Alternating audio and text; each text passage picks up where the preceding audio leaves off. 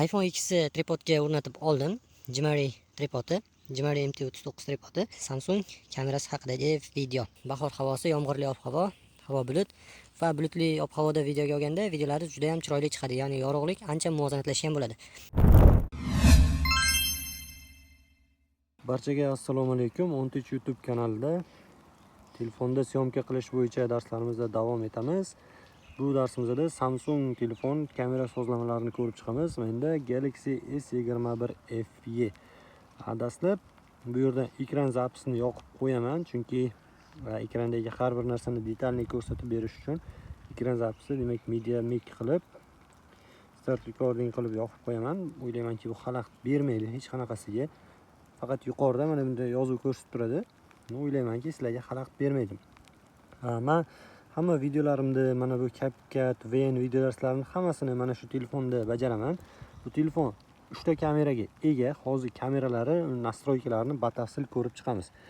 Hamma videoga olayotgan darslarimda men o'zini standart kamera ilovasidan foydalanaman. Kameraga kiraman. Demak, bu foto rejimida ochiladi kameraga kirganingizda va pastida 3 ta yozuv bor: 05, 1x va 3x. 05x demak bu ultra keng burchakli kamera. Bu menda 12 megapiksel va ko'plab Samsung telefonlarida 12 megapiksel bo'ladi.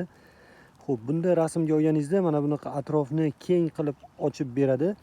Lekin bunga doir sizga tavsiyam, aytaylik, siz ko'pchilik bir qator bo'lib do'stlaringiz bilan rasm tushyapsiz va chetdagi do'stlaringiz kadrga sig'mayapti. Ana shunaqa holatda 05x li kamerada tasvirga olmang, rasmga olmang. Uning o'rniga do'stlaringizdan biroz uzoqlashing va 1x da rasmga oling. Chunki 05x li kamera bu atrofni siqish hisobiga, demak, hamma yon atrofni kamera kadrga sig'dirib beradi. Sifati biroz buziladi. 1x li kamera standart kamera, bu menda 12 megapikselli va hozir ko'plab yangi Samsung telefonlarda bu 50 megapikselgacha yoki 48 megapikselgacha bo'ladi. Lekin siz ham shunday kamerangizga kirib Samsung telefoningizda rasmga olsangiz, sizniki ham 12 yo 13 megapikselli oladi. Uning uchun mana bu 3.4 degan yozuvni siz bosib, bu yerda menda yo'q, sizda bo'ladi, 5-yozuv bo'ladi, 50 megapiksel degan yozuv bo'ladi. Ana shuni bosasiz, keyin 50 megapikselli yoki 48 megapikselli rejim ochiladi. Ana unda rasmga olsangiz, rasmingiz ancha tiniq chiqadi. Lekin oddiy holatda shunday kameraga kirib rasmga oladigan bo'lsangiz, rasmingiz o'rtacha normal rasm chiqadi. Xo'p, menda 3x li kamera bor. 3x li kameraning vazifasi uzoqdagi obyektlarni xiralashtirmasdan yaqinlashtirib beradi. Men uni hozir namuna rasmlarini ham qo'yaman. 3x da demak telefoto 3x kamerada olingan va oddiy 3x digital zoom qilib yaqinlashtirilgan rasmlarning farqini, demak, 3x ga qo'yib oladigan bo'lsangiz, rasmlari sifati xiralashmaydi, bijir-bijir bo'lmasdan tiniq yaqinlashadi.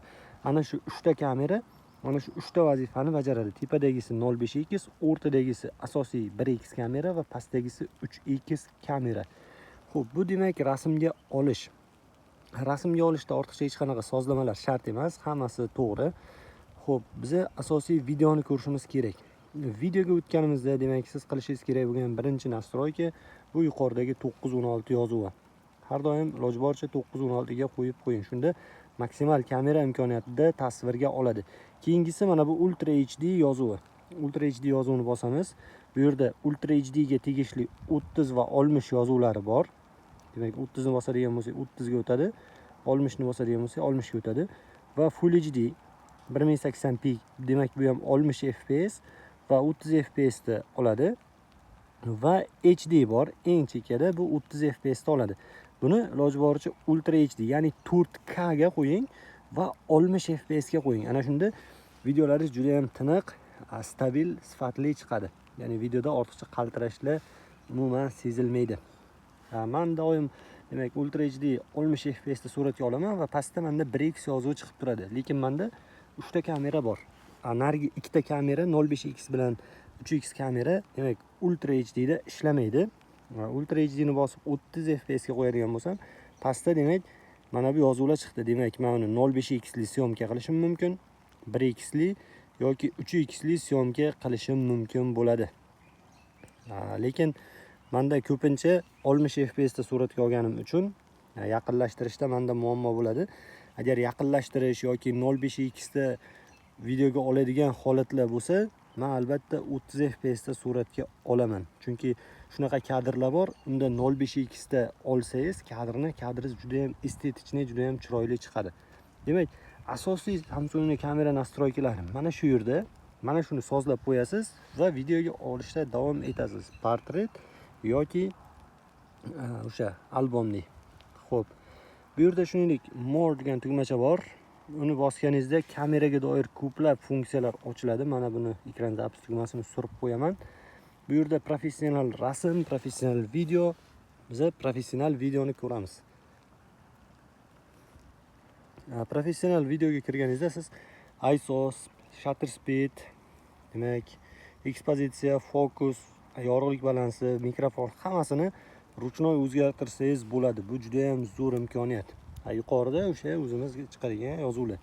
Pastda demak, mana bularni avtomatik o'zgartirsangiz bo'ladi. Bu juda ham yaxshi imkoniyat. Ya'ni siz Samsungda videoga olsangiz, professional videoga olish uchun sizga Blackmagicga o'xshagan qo'shimcha dasturlar umuman olganda kerak emas. Samsung kamerasidagi Pro mod o'zi siz uchun yetarli bo'ladi. Mana Pro videoga kiramiz. Mana shuni yaxshilab o'rganib olsangiz, albatta siz uchun yetarli bo'ladi. Agarda Pro videodagi funksiyalardan foydalanish siz uchun qiziq bo'lsa, izohlarda o'z fikrlaringizni yozib qoldiringlar. Biz bu bo'yicha qo'shimcha yana alohida darsda ma'lumot berishga harakat qilamiz. Umuman sizda Samsung bo'ladimi yoki Honor yoki Redmi yoki iPhone bo'ladimi? Agar siz o'sha to'g'ri rakurslardan videoga olishni bilsangiz, videoga olish usullaridan xabardor bo'lsangiz, texnikalarni bilsangiz, chiroyli videolar olishingiz mumkin bo'ladi. Xohlang mana bunaqa tabiat qo'ynida, xohlang avtomobil bilan yoki boshqa turli videolarda demak chiroyli kadrlar chiqarsangiz bo'ladi. Videoga olish bo'yicha ko'plab ma'lumotlarni bilish uchun, shuningdek CapCut, VN dasturlarida, telefonda, kompyuterda montaj bo'yicha trendlarni bilish uchun, boshlang'ich ma'lumotlarni bilish uchun bizning kanalga obuna bo'ling. Qanaqa savolingiz bo'lsa, video ostiga va Telegramda On Tech Lessons guruhimizga yozib qoldiring. Bizani kuzatishda davom etinglar. Biz sizlar uchun foydali bo'lgan ma'lumotlarni berib borishda davom etamiz.